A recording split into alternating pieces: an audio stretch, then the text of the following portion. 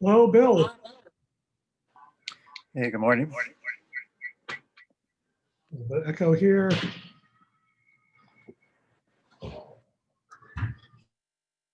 Testing 1, 2, 3. Testing 1, 2, 3. That's good. There we go. Happy Black Friday. My dog Yeah, wants to Zumba. I forgot about that. My kids want things, but it's not clear that Black Friday is of any assistance in that. Yeah, we just finished reading a monster book on capitalism. And of course, Black Friday would be touched on upon that. Probably not in a positive way. Mm-hmm. I'm not At least there's less physical violence this year. I'm not going to sleep out on the sidewalks. Yeah. Ooh, I think the physical aspects of Black Friday are significantly diminished this year. Hopefully.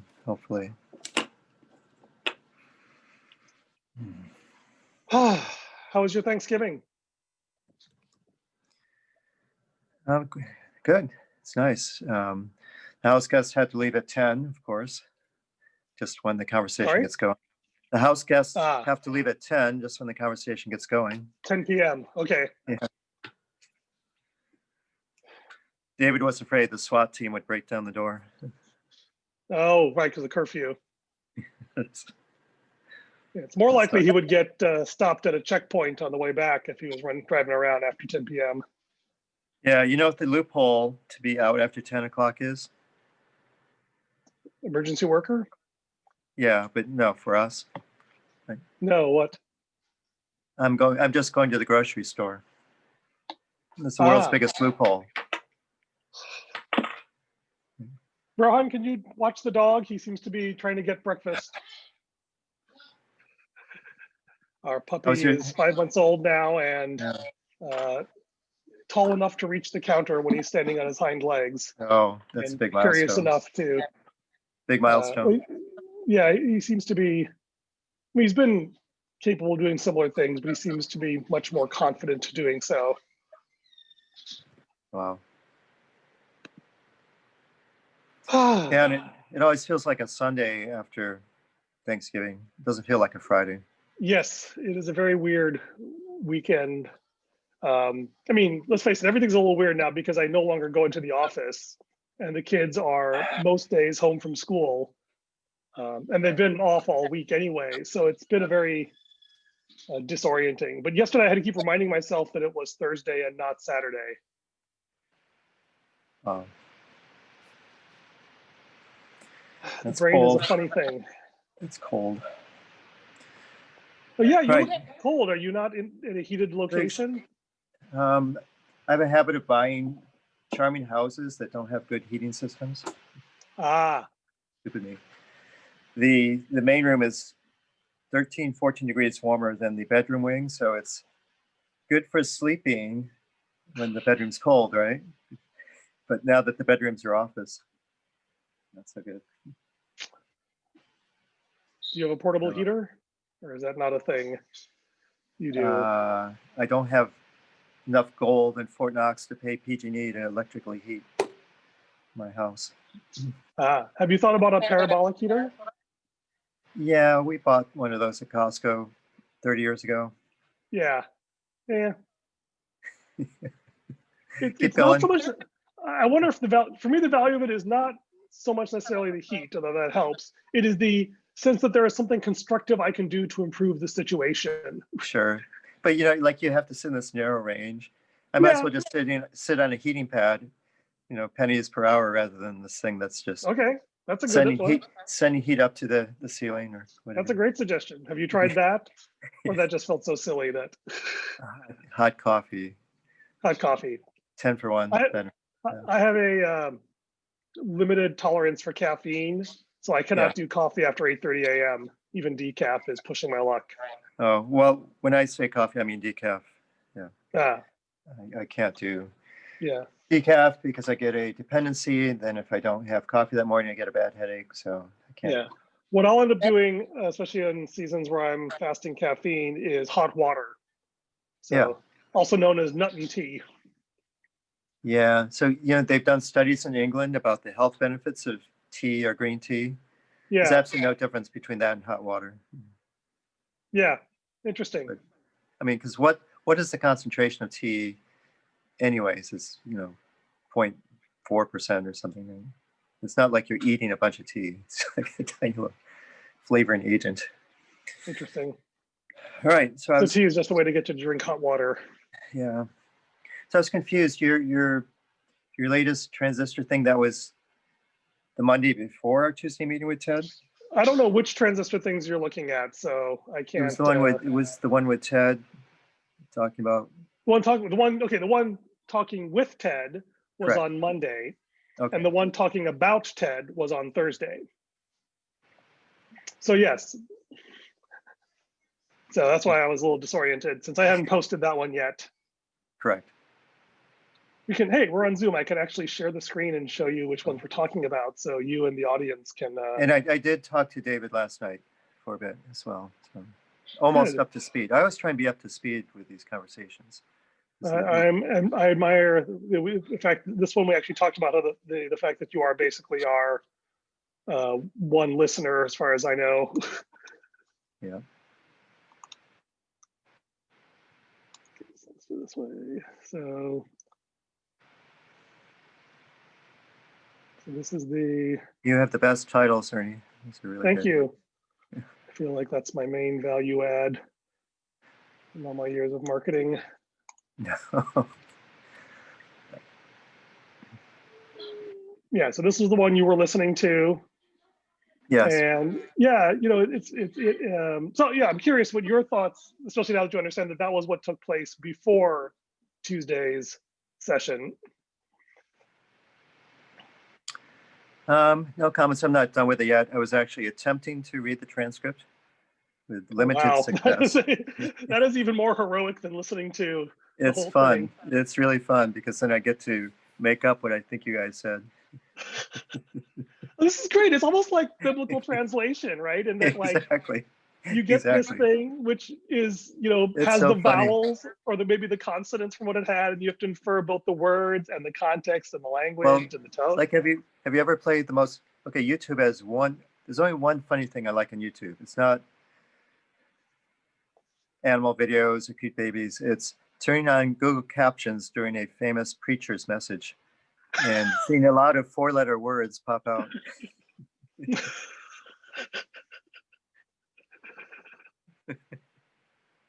Which might be 180 from the point he's making about morality or whatever. I'm going to make this episode titled Google Captions of Famous Preachers' Sermons or something like that. Yeah, I should start a blog logging them. And sometimes the caption has a deeper insight than the original message. Yeah. So, any no other thoughts than amusement? No. So I'm not up to date. So you had a more recent phone call, or but that was more sort of a coda, or maybe a fermata, I guess. In that, we're good. From my perspective, the main value of that whole arc of the spiritual issue discussions with David was that it kind of put Ted in the fulcrum position where he was the one to kind of take responsibility for what happened. And while I personally was uncomfortable, having Dave moderate, I was perfectly comfortable with Ted having Dave moderate, and I thought that was a great thing. And the reason was interesting for me because in some sense, if I'm the one who appoints David, then I am sort of endorsing his values. And if I feel like he's acting in a way contrary to those values, I have a responsibility to either discipline him or remove him or whatever. And that was becoming very problematic. And so when Ted took on, where we sort of deferred, we both agreed to delegate that authority to Ted, with the famous kick butt ordination, which is hopefully something that, I'm not sure if that's something I want to be a precedent, but it worked. then, like Ted said, yeah, I want David to lead. It's like, great, okay, so therefore, maybe he'll do a great job, and if he doesn't, then I can hash it out with Ted, and that was cool. And I think it worked really well. And as I said, so given that, it's like, okay, I guess, David and I are okay. Like, neither of us has any burning issues that we're worried about. Ted not only stood up for that, but he came up with his vision of the thing that we could do that would be really meaningful for him. This thing we were calling a cross between Alcoholics Anonymous and Rotary. And so, the plan is to have, what we talked about at this time is the plan is to have him do a critical community thing about it for episode 2. And then hopefully if the group buys off on it, actually do a dry run or a practice event for episode 3. So basically the next 3 episodes appear to be mapped out, and we're not entirely sure what will happen or if it's the best thing, but it seems like the right next thing. So David and I were good. So we just kind of hung out and chilled, and David's actually, I'm actually really encouraged with the direction David's suggesting, where next week when Ted's busy with Giving Tuesday, we just hang out and get to know each other better. And so David and I did that, talked about our distribution and our work and so forth. So that's pretty much it. And so I think now you're fully up to speed. All right. Sounds way too calm. I'm suspicious. Yes, well, it was. I had another phone call with Janet, and she raised a more serious concern she had. But we kind of worked through it, and we feel like God's in it. So we didn't record that one online because it was a bit more personal. So yeah, there are some, ominous, dun dun dun sounds in the background of things that may or may not erupt, and I'm good with that. I mean, as David and I said, we haven't actually resolved a lot of things, but they're no longer urgent, and maybe this is a good time, especially with its Christmas, Advent era of good feelings. Let's just take a breather and relax and just build some positive shared happy memories together. And if there's one thing God's taught me during COVID, it's that, Ernie, I think I told you before, right? I always get happy when things go wrong and depressed when everything seems to be going well, because it feels like, all these deep, big issues that I'm worried about are just going to be swept under the rug. And if there's one thing God's convinced me of this year, it's like, Ernie, I am perfectly capable of generating a crisis whenever one is necessary. And I think I'm going to trust Jesus on that one, and just enjoy the good times while they last, and trust that God will bring up the awkward, important issues that we're avoiding whenever the time is right. And I'll share. Effort is to get myself ready for it. I like your self-confessing of how you view tranquility versus disruption. And here's my version.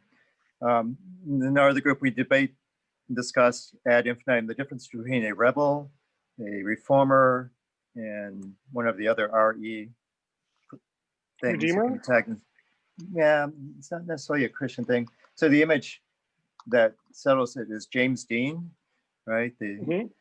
And so he's like the classic American rebel. And apparently one of his lines is some older guy says, "Hey, you," whatever his name is in the movie. So what are you rebelling against? And what's James Dean's famous line? I'm a rebel without a cause? Maybe. What do you got? So that's me coming into TGR. What do you got? I don't care what the topic is. I'll do something all over it. But I can. So the point is, rebels like the rebelling. They never actually like the resolution and the reform and getting to a new place. So they just like disrupting. And that's convicting. I thought I don't know if you caught the tail end of Tuesday's session, but I basically stole your answer because I liked it so much.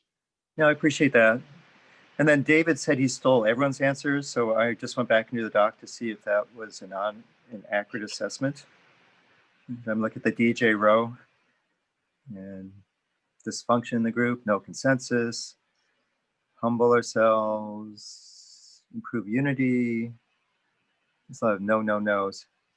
So the prognosis would be no more hostility, no more indifference, no more alienation, no more lack of sympathy, no more broken relationships within the group.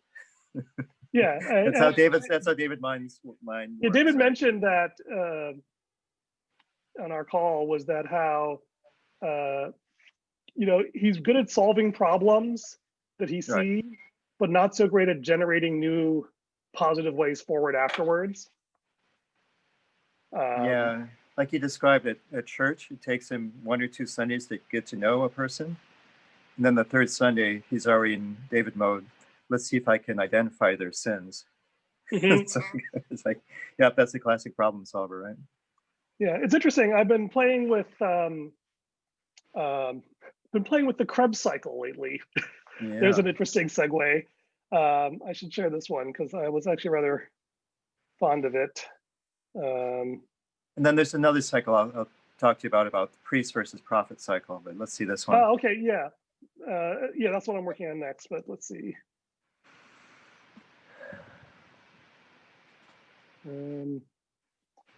Oddly enough, I'm not a top hit for that, but let me grab this.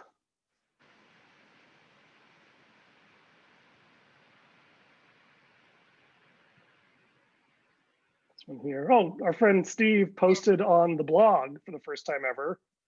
I wanted to post in the thread. I may repost it later. But this is my take on the Krebs cycle. Is that the way it's supposed to work is we feel gratitude, we turn the gratitude into worship. The worship turns to faith. That's a guy from Every Nation that gave me the concept of that the purpose of worship is to produce faith. The purpose of faith is to enable wise risk. And risk is really how we demonstrate love, by what we're willing to risk. I learned that from my wife's soap operas. And then love is supposed to create gratitude, and and that repeats the cycle. So that's the positive cycle. Yeah, excuse me, sir. Yeah, I like positive cycles. Good. That's fun.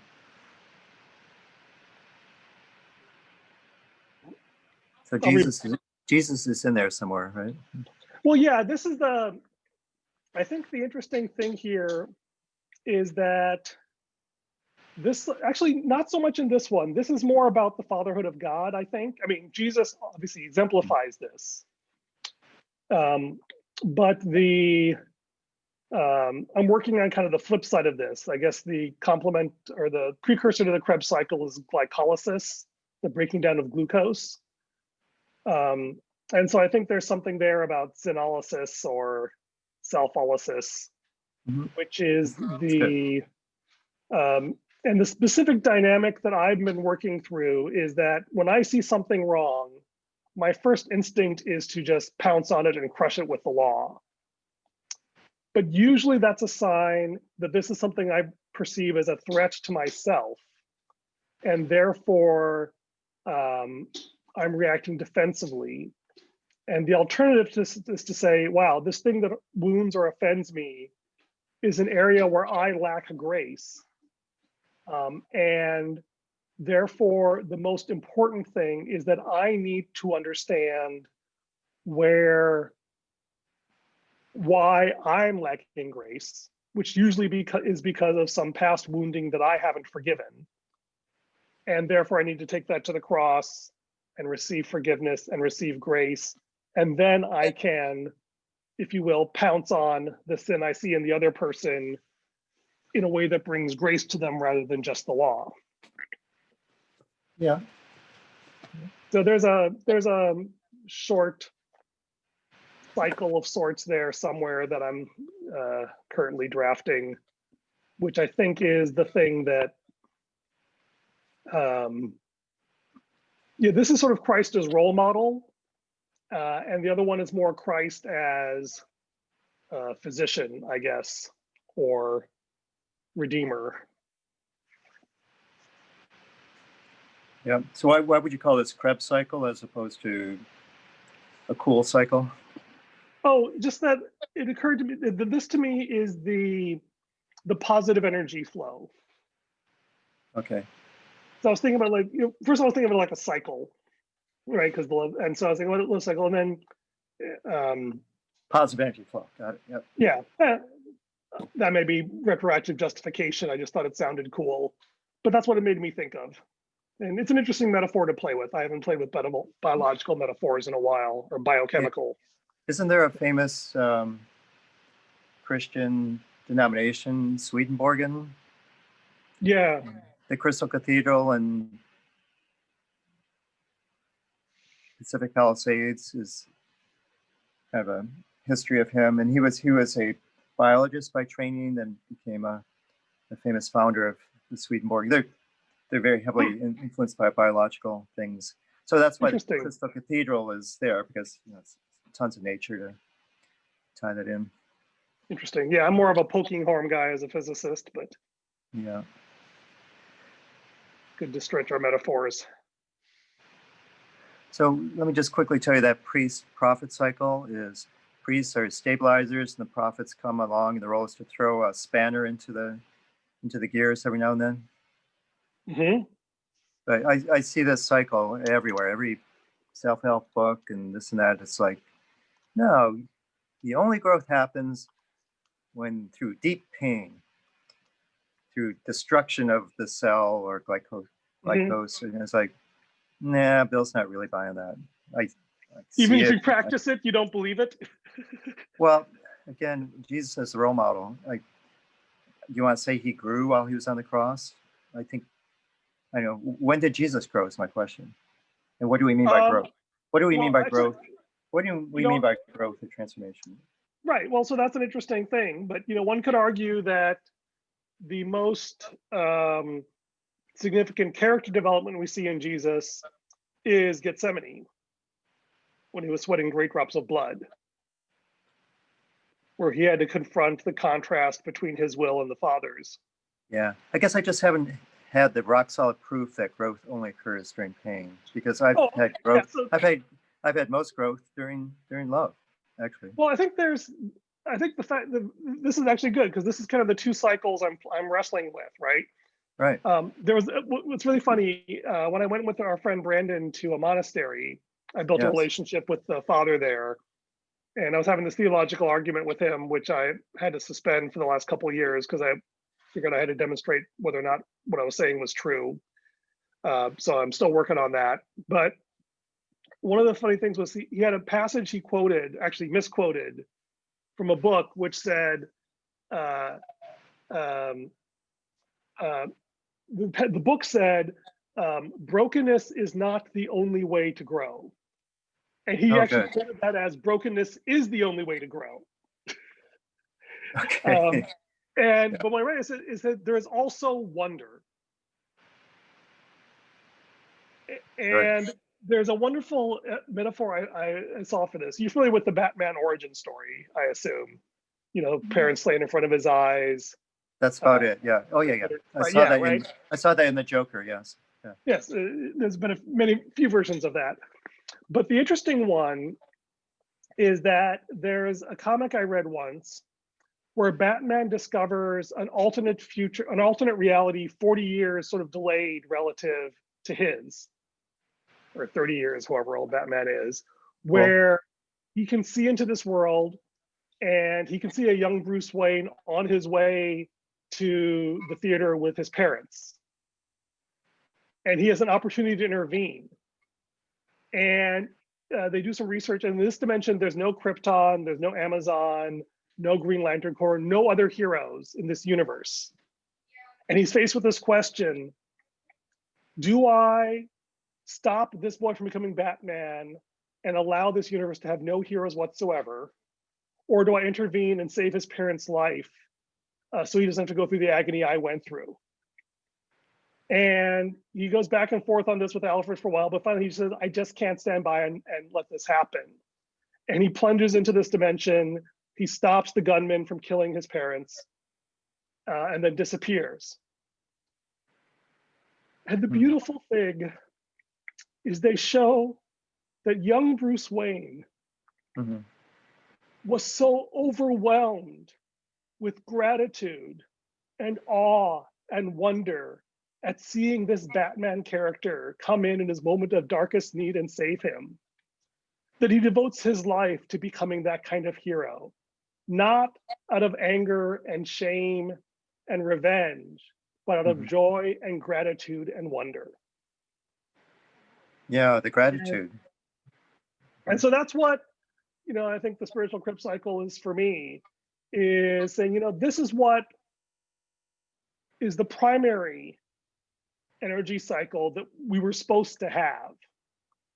And we need the secondary cycle, the negative energy cycle, because we can't always pull this off. We need to face the fact that if we pretend that everything's good all the time, what's the song? Everything's not awesome, as in the second Lego movie. Then, if we deny that, then things get really cancerous. But if we covet that, then that's also, actually, that's probably a better title for this episode, is Positive Energy Cycle. Yeah. Because I feel like we are on a positive energy cycle. And yeah, there are negative things that we will have to deal with. Well, and let me add a subtitle.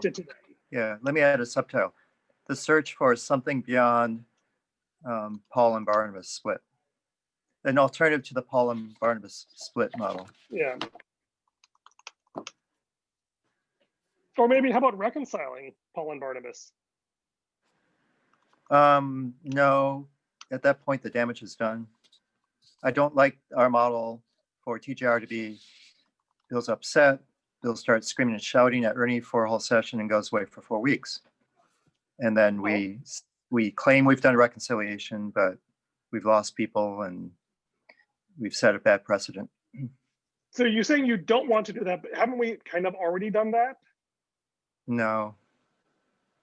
Wait. Yeah, we've been there, done that in TGR, but no, I don't think the emphasis should be on reconciling. The emphasis should be on preventing the split. So,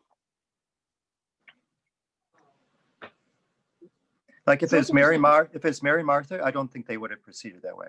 Just a hunch. Sorry, Mary and Martha. Let's just pretend it wasn't too high powered. What did you call it? Not type A. Man?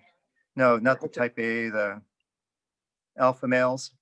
It's like, I don't trust Barnabas. I don't trust you, Paul. Bye, out of here. I don't think Mary and Martha would have proceeded that way. Just a hunch. Yeah. Well, actually, to your point, they referred the dispute to Jesus, right? And who? So who? Mary and Martha? Mary and Martha. They totally had a big dispute. Oh yeah. Right, and because Jesus was present, and they referred it to him, and he did kind of come down on one side on that one, right? Right. So, I mean, they had the advantage that Jesus was physically present and they could refer to him. I never saw it as a dispute, but I guess you could. I don't know how else you can see that. Yeah. Well, because there wasn't some unloving action that preceded. They stayed together and thought about it and all that stuff. Sorry, whoa, back up. You do not see an unloving action? I'll have to go review the story. Yeah, I mean, the story is that Mary was chilling with Jesus while Martha's going crazy, making dinner. And she's, her boiling point keeps going up until she finds, Jesus, will you just tell her to come help me? Right, so she was definitely feeling like Mary was doing an unloving act. Yeah, it's difference of values. Yeah. Right, yeah, and Jesus, I don't think the goal is to cause or to prevent. I think the goal is to allow, because we all have differences of values. Right. And we all have areas in our lives that are unsurrendered to grace. And, the way I look at it is we should be trying to do the positive things, right? We should be trying to focus on the positive energy cycle and building faith and building unity and building gratitude. But I think the reality I'll disagree, right? If you buy into the growth comes through pain model, no. Well, so sorry, which side are you arguing, Bill? Or Or are you just Well, being argumentative? No, I think I'm trying to be non-dualistic. I don't like this priest-prophet cycle model. I don't like any of these things go well, and then there's too much stability, things build up, and then you have to have this kind of violent phase. I don't like that model. So I think what would you propose instead? A more unified model that okay, I think my objection is the building. And sometimes the building goes over 30 years. Or in churches, I've seen it 10 years, right? So I would like to have more microcycles. Right, okay, so let me actually explain what I mean first, and then you can object to it. Sure. Okay, what I was saying is that our primary focus should be on the positive energy cycle, where we're we're building gratitude, worship, faith, risk, and love in a cycle. I would say no, transformation is. Well, I asked you to let me finish, Bill. Okay. Yeah. Okay. So the goal, the primary focus, not the only focus, not the permanent focus, but the primary focus, right? The yin, if you will, is on building this party, which is an ever-growing cycle of gratitude, worship, faith, risk, and love. We're loving more.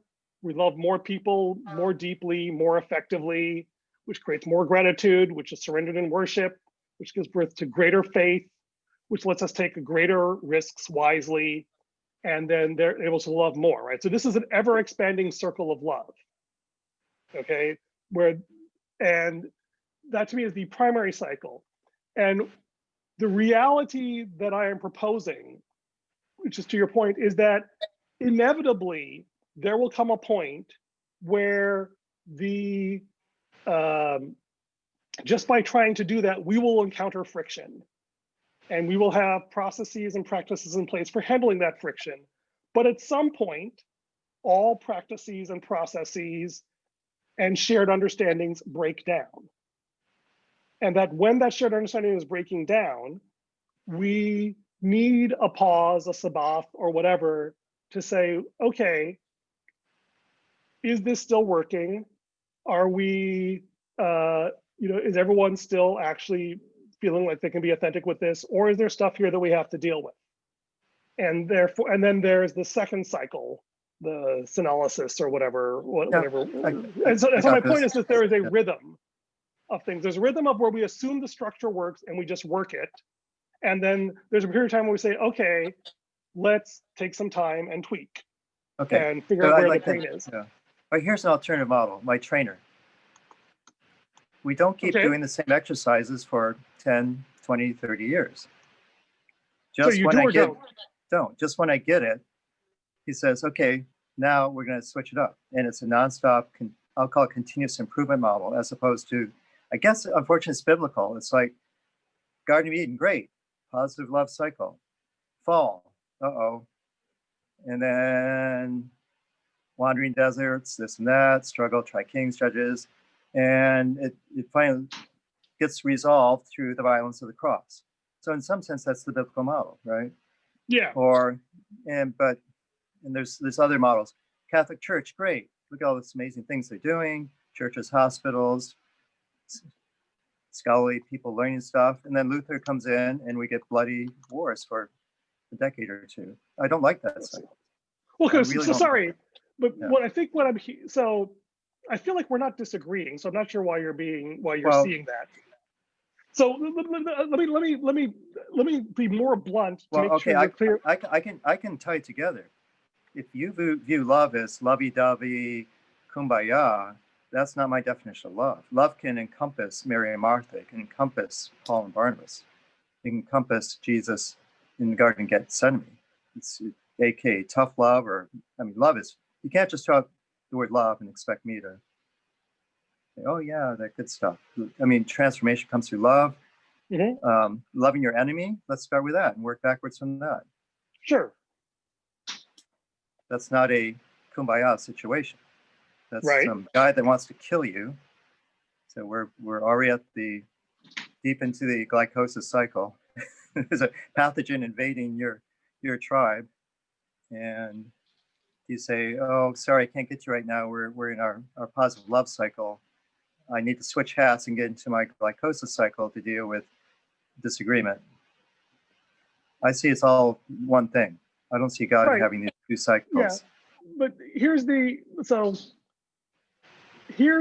so interesting how you're framing that. Okay, here, let me just tell you what I mean in practice. Okay, and then see if you still disagree with that, because I think we're agreeing. I think you're just finding you're choosing to interpret things a certain way that you can disagree with them, but that's not necessarily what I'm trying to imply. Is that it's the rhythm that I'm looking at is that we have, and this is kind of what we've been doing, frankly, is that we get together and say, here's what I think we need to do next. And we have sort of a shared agreement or a shared understanding of what we think it is we're going to do. And then we do that for several weeks. And we try to follow that arc. And then we say, okay, how well did that work? Did we actually address it? And the reality is that it's more like the Sabbath rhythm, if you will. 6 days of work, a 7th day of rest. Where we say the most important thing is, because during the 6 days, it's kind of like there's things we have to do to get stuff done. And we want to be focused on that so we can feel like we're making progress. But sometimes we say, okay, that was really useful, but is that the thing we should be doing next? Well, what is the other stuff that we didn't get to then that you think is higher priority that we need to focus on? And where do we and the point is that there's microcycles in all of this, right? Right. There's an hour on, days off and things like that. And we have certain shared understandings and practices that we can use for dealing with certain levels of conflict. And then we hit a point where we realize, oh crap, I thought I had a way that was working well for it. It wasn't working well for David. And then we need to have a reset, if you will. So maybe that's actually kind of the great idea of this, is rather than having a crisis, which is where you get ambushed by something you didn't expect, right, you have something more like a reset, where you say, hey, we don't think this thing is going to last forever. We just do it for this season, and then we deliberately create space to understand, in Hegelian antithesis, like what is it we've been leaving out that maybe we need to focus on more. And the idea is if we can get into that healthy rhythm of, one, we want to have good practices for loving our enemies and handling conflict. But the reality is whatever level of shared practice we have, there will always be things that we're not able to handle. And there'll be but if you can anticipate and schedule and honor the crisis, it's a lot better. It's like the whole thing about continuous deployment and DevOps, right? Is that if releasing software is bad, is a dangerous, painful thing that you try to only do once a year, you never get terribly good at it. But if you press in and say, okay, because this is so dangerous and painful, we should do it more often and make a discipline out of it, you get really good at it. So that's I generally agree with that. I just don't like using the word crisis. Other than that, well, I said that's the point. Is that instead of having a crisis, let's do resets. Yeah. Or Sabbaths. Yeah. Could you talk about Jubilee maybe? Jubilee is a lot more exciting than Sabbath. Well, the idea is every 7 Sabbaths is you take a break and have a Jubilee, right? And so there's the big reset, the great reset, if you will. Correct. That's actually not a bad, and that's kind of what we're working towards now, right? Is that we've had 5 sevens. But I'm not sure. And then at the end of the 7th 7, I want to do a Jubilee. Yeah, but I'm not sure that that's what Jesus was advocating. He never seemed to talk about. Well, he may have talked about, this is the year of Jubilee, set the captives free, all that stuff. But I don't know if he was advocating as a ongoing cycle. It's a way for humanity to get through life. I mean, Jesus was remarkably non-prescriptive about how we should organize ourselves. Correct. So we have to figure out something that works in this season for the situation we find ourselves in. Yeah. And other than him answering what is the greatest commandment, you could say that's his answer how to organize ourselves. Well, that's the question of how to relate to one another. It's not clear to me that isn't how to convert that into an organizing principle. It is to me, and that's what I put in the document. It's like Christian groups just overemphasize the first part of his answer and neglect to their own detriment the second part of his answer. Right. So, okay, but that's a critique. How is that an organizing principle? Well, that's your, so you touched upon using Agile process there. It's like we work for a while, then we readjust, you know, as opposed to the waterfall crisis model. Continuously, okay. Agile is continuous reassessing, reprioritizing. So what did I say about, so Agile is Agile done properly, which people cheat all the time, is you Sure. don't tell the engineer what the solution is. You say what the goal is, and then you are humane and let experienced engineers come up with a solution. So Jesus says, here's the user's story, love one another. Right. Okay, so if we don't even have the goal, the benefit identified, who cares about process? Right, but I think that what you are arguing for is that we should implement the user story of the greatest commandments, plural, via an Agile process rather than a waterfall process. Well, so you are arguing for Agile as the principle for how we organize ourselves. That's in the ballpark. I'm not saying Agile is the best thing we can come up with, but it's better than the waterfall. The priest prophet, break every right. And that's actually a good point. Yeah. And one could argue that in fact, the way that we had been training leaders and organizing the church has been a waterfall process. Let's find people who say they really love God, put them through a grueling process where they really are grilled on what it means to love God, and then send them out to love people. Yeah. And go ahead. And I think the challenge with that is that we lead to this weird dichotomy between loving God and loving people, which leads to the outcomes you've seen. Right. And as you yourself said, Agile itself is not implemented well. So I would argue that we're in agreement that in order to fulfill God's commands more effectively, that we want to move to something more like a wise Agile process. Yeah, I'll stick with Agile because there's lots of benefits there. Like I can rattle off, there's no priest in the Agile model. And the goodness is everyone shares all the issues and they all go home and think about it. And then they all come together and there's not one person that has the role of, I have the solution. It could be anybody. It could be the water cooler, the guy that brings the water bottle to your meeting. It's just, it's very open who the Holy Spirit is going to work through. Yeah, well, and what's interesting, to the extent I understand Agile, nobody owns the solution, but there is somebody who owns the problem. The customer. Yeah. So God's our customer. God's our customer, right? Yeah, but there is always a representative of the customer in the meeting.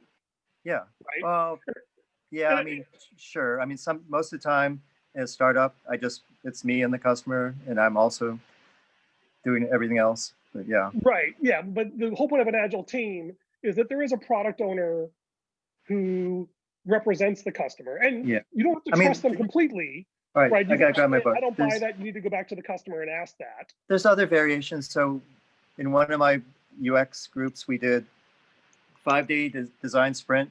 So the customer is actually in the room. And he's actively helping with the design and all that.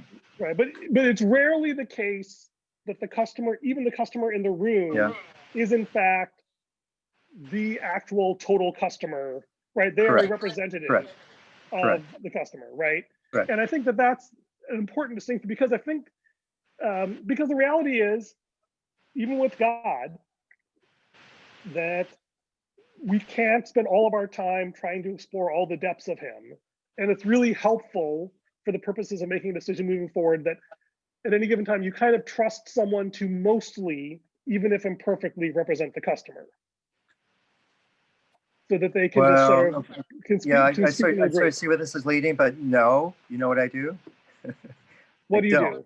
I do nonstop customer deep background investigation research. I don't just say, okay, Tom's in charge, Mayor's in charge of representing the customer. I read every news article. I talk to customers of the customer. I use the product myself. That's who's the famous investor. I go into the store. and I sample the product. I don't trust research analysts on New York, on Wall Street to proxy me. So I'm not saying you trust this person. Yeah. But I'm saying from a purely pragmatic viewpoint, if you have a large team, not everyone can spend all their time trying to understand the customer. I mean, that is the monastic model. You spend all your time just trying to understand God and no time and hardly any time actually trying to help people. But I would lobby at least 20% of your time, to use that rough Google number. Everyone should. Sure. I mean, I'll argue for. This is the holograph I would model. argue for 14% because that's 1/7. Because that seems to be the biblical. That's the easier to justify biblical model. Right. Is that you spend 1/7 of your time alone with God. Right. Understanding the customer. Part of the reason why I do that. What? Part of the reason why I do that. Part of the reason I do that is, let's say Tom is assigned the role to understand the customer. I very often have no clue what Tom is talking about. I have to put myself in that domain so I can understand what Tom is talking about. Right. So in this model, let me just play with the numbers a bit. If you have a team of 7 people, say all of you should be spending 1/7 of your time trying to understand the customer, but one of you should be spending 6/7 of your time trying to understand the customer or living the customer thing. Sure. And only 1/7 sort of helping working on the project. Yeah, but you're borderline describing the Catholic Church model pre-Gutenberg, and I'm not happy with that. So I don't see how that, for me, I mean, let's give them credit. It worked pretty well for 1,000 years, right? Right. But the point is that it was done at the massive institutional level. And the thing is, if you're actually in a startup trying to build something, and it was childish, and it was paternalistic, and there's a million critiques you could make about that model. Yeah. Right. But here's the more important thing, though. And not even scriptural. Not even scriptural. Start with that. I mean, any organizational structure is hard to say that it's scriptural. There's lots. My critique is more fundamental than that. But the point is that in terms of what we're trying to build here is, if you're just building something for your own use, then it's one thing. But if you're actually building something for an external customer, it is helpful to have some. And by the way, I actually don't think that. Well, actually, I'll go back to your point. The thing that we're actually building for God is this body of Christ. I mean, the way I summarized our last conversation was this idea of forming Christ between us. I saw that. Right? Yep. Right. And to me, that's the big thing that we're all building together. Right. But what's interesting to me is that if we just focus on, this is another one of these rhythm things, and I should wrap on this because I have a 10 o'clock Zoom, is that it seems to actually work better. I don't have a theoretical justification, but I have a lot of practical anecdotes that the best way to build unity is not to just get together and stare at each other and focus on building unity. It's actually to pick an external thing that we're trying to do for someone else. Right. And that's what Mike and I invented. We said, we just don't sit in a house studying Romans. We actually go out into the world, and Christ leads us to something, and then we work on it together with Christ's guidance. Yeah, and I think this is the question. AKA, it's just warmed over project-based learning. Right, but I think the thing that, and I would love to hear some success stories of which things have worked around that. But in terms of this agile viewpoint, it's good to have someone who's sort of 6/7 of the time living in the problem space that you're trying to solve, so that they have a deeper understanding, if therefore less visibility into the solution. Right. I think that to me is the big thing, is the biggest problem I had with the Catholic Church, if you will, is that the person who owned the problem was also the person who owned the solution. Right.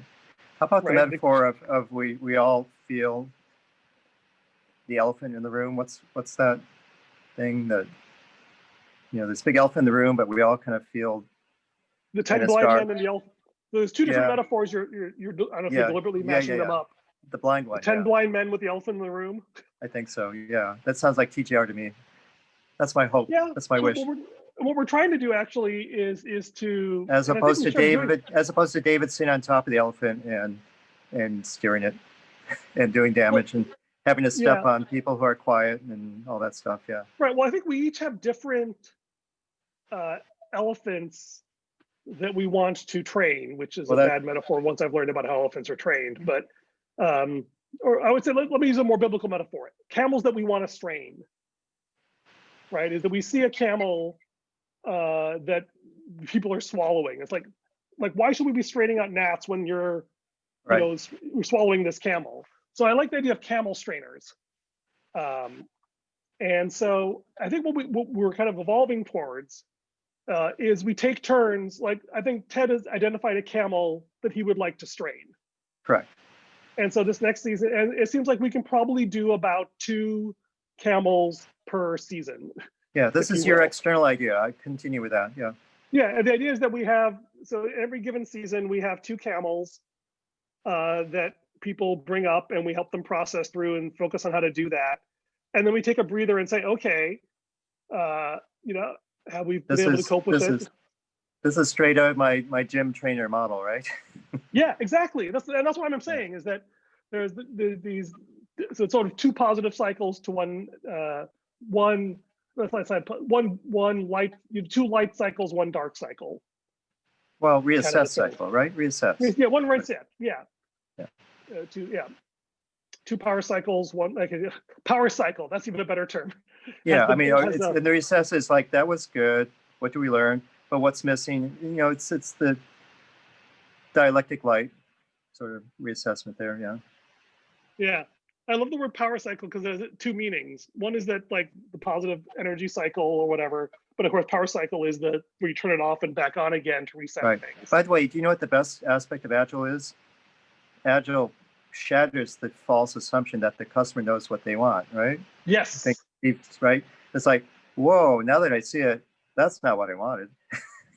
What happened to that second part of the Great Commandment? You've got that God thing, but now that I see it, I don't need the God thing. I'm really more interested in that loving each other piece of the product. Right. Yeah. Or you realize that that in fact the thing you need in order to actually love the customer better is to deepen your love of God, so you're not operating out of a shallow place. Could go either way. Yeah. Could go either way. Codependency or whatever. Yeah. All right. Great. That was rich. Yeah, it's good. No, it's good meta discussion of how we might proceed. It's good. So Ted can go first with his. Yeah, I wouldn't describe it as New Canaan meets Rotary. Forget Rotary. They're dead.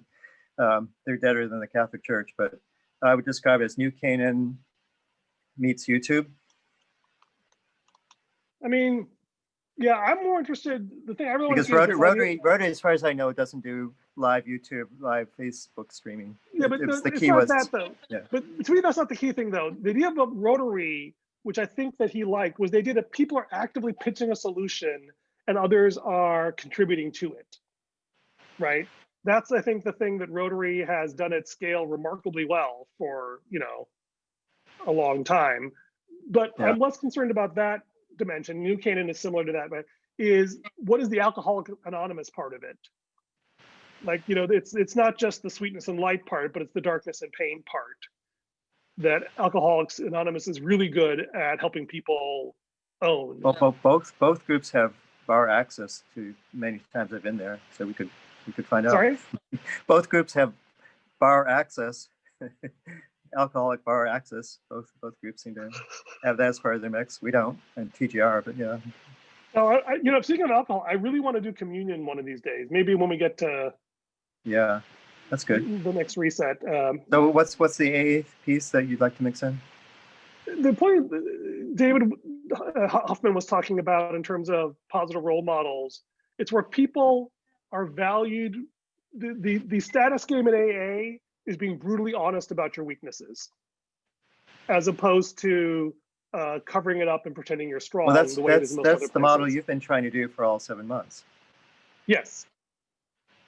And I'm curious in Ted's vision where that fits in. How that fits can I suggest that one of the camels be you lead a AA style thing? Or are you going to try and push into Ted's camel? Well, I wonder what Ted's is. So let's just see that. And then I'm not sure, like, And I guess what can I put on for the record and then be proven wrong what Ted's model is? Sure. Actually, I told David, it actually smells a lot more like Passion Talks weekly. So you get a bunch of high-powered, white, successful CEOs impressing non-Christians like, wait a minute, that guy's a Christian too? I want in. Yeah, that is a potential failure mode, and we will wait and see what happens. Yeah. All right. Thanks you, Bill. Great talk. And by the way, the talk with Emilia last weekend was absolutely fantastic. I'm still in awe. Thank you for that. Yeah, I'm really excited to see what comes of that. Thank you. Yeah, no, really good. See ya. Yeah, in fact, if Ted does a thing, I actually wonder if we have her as our first pitcher. Yeah. As soon as see what happens with that. I'll give you some backstory comments off the camera. All right. Bye.